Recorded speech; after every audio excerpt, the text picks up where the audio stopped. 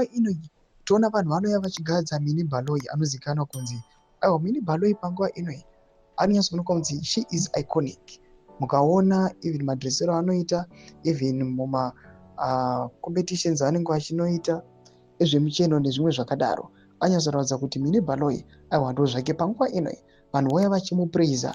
Wesi kana tisingazotauri ma-initiatives avanoita ekuencourager employment creation pamwe chete nemadonations, vanhu vauya vachiti she is the next first lady wenyika yeZimbabwe. Don't subscribe or like on the bell icon.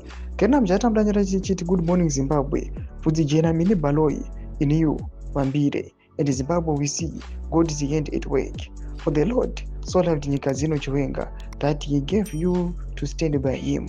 Remain steadfast, clothed in grace and purpose until the end. For the victory belongs to God alone. Wambire Woye.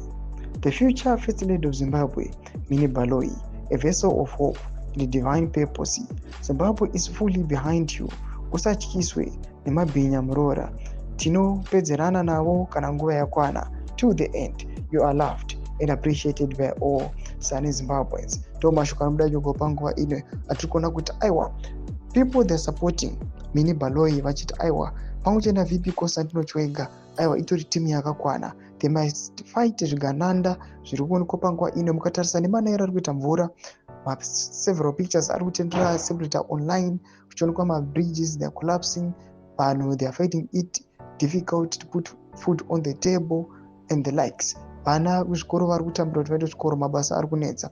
But in the same country toona kuti ma-elites anachidisha out ma-motor vehicles kune vanhu vari influential vaanoda kuti vavasapote kuti vakwanise kuita zvanenge vachida kuimplementa. Tudze mafunguro enyu motolipa pamusoro pechiriko ichi muna kumesection medu. Subscribe or like, chit on the bell icon.